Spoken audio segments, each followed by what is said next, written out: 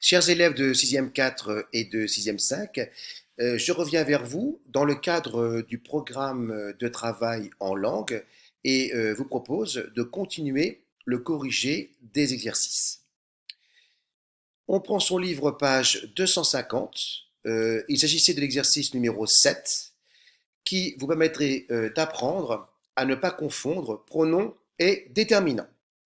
Si je prends par exemple la première phrase, la forteresse se dresse au sommet de la colline, eh bien on voit que là, dans les deux cas, sont suivis d'un nom commun. Donc il s'agit d'un article, il s'agit d'un déterminant. On la voit de très loin. Ici, on voit que là est suivi d'un verbe, donc il ne peut pas s'agir d'un déterminant, c'est bien un pronom.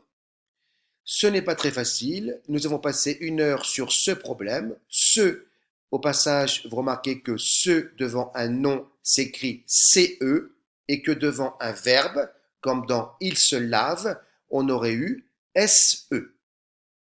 Exercice à présent numéro 6, page 257. Donc il fallait éviter de confondre suis, qui peut être à la fois le verbe suivre et le verbe être.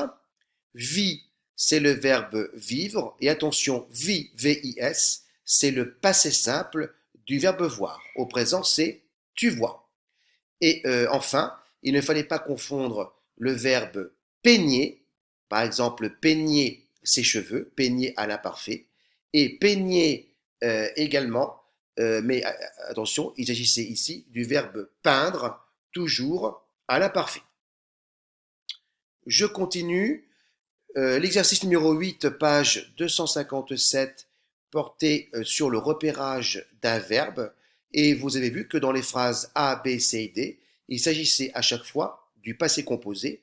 Donc il fallait bien prendre en compte qu'il fallait donc deux mots dans le verbe, puisqu'il s'agit d'un temps composé, l'auxiliaire avoir, en l'occurrence, suivi de ce qu'on appelle le participe passé. Donc il fallait relever a attendu dans la phrase A résisté dans la phrase B, dans la phrase C a tissé et dans la phrase D a défaite. Donc ça c'est une révision sur le passé composé qu'il fallait repérer. Et à chaque fois, il fallait prendre en considération deux mots. Exercice numéro 2, page 262, il fallait repérer le sujet et donc regarder le verbe. Par exemple, phrase petit a, jette est au pluriel. Il fallait chercher un sujet en général devant le verbe. Il est au pluriel, sorcière. Petit b, c'est lutin. Petit c, c'est le château du grand mage. Et petit d, c'est le professeur. Sujet du verbe raconter. Bon, cet exercice ne pose pas de difficultés particulières. Même consigne pour le numéro 4, page 262. Alors, phrase A, sont arrivés masculin pluriel. Le cirque et sa fanfare, c'est donc le sujet. Le chapiteau des artistes se dresse dans le parc. Se dresse, c'est le verbe, il est tout singulier, puisque se dresse s'accorde avec le chapiteau des artistes. Le mot important, le mot noyau, c'est le nom, le chapiteau, au singulier. Des affiches placardées sur le mur de l'école. Le mot noyau, le mot important, c'est affiche. Il est au pluriel, donc annonce, s'écrit E-N-T. Mercredi enfin, les enfants du village iront au cirque. Iront est un futur, simple, au pluriel.